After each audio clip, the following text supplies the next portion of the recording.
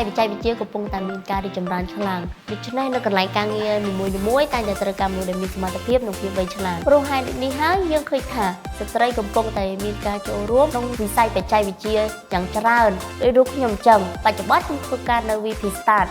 ផ្នែកអេឡិចត្រូនិកខ្ញុំសូមលើកទឹកចិត្តដល់ស្ត្រីទាំងអស់ឲ្យបន្តការចូលរួមនៅមុខជំនាញបច្ចេកទេសបែបនេះបន្តទៅទៀត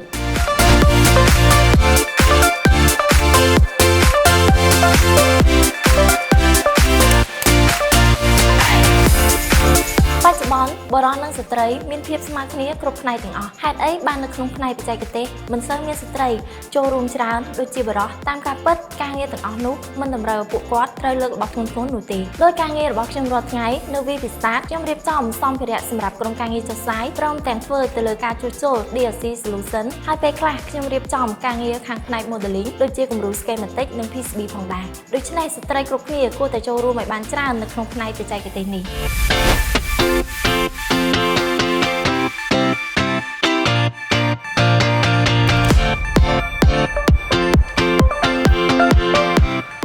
បរិសុទ្ធឬស្ត្រីនោះទេសុទ្ធតែជាកម្លាំងចលករដែលជួយរុញច្រានឲ្យក្រុមហ៊ុនកាន់តែរីកចម្រើនបានទាំងអស់ការរួមសហការគ្នាគឺជាចំណុចមួយដែលយើងអាចធ្វើការជាមួយគ្នាបាននៅក្នុងវិស័យបច្ចេកវិទ្យាស្ត្រីគួរតែចូលរួមឲ្យបានច្រើនផុសផុលដើម្បីជួយលើកស្ទួយផ្នែកបច្ចេកវិទ្យានៅក្នុងប្រទេសយើងឲ្យកាន់តែរីកចម្រើនបន្ថែមទៀត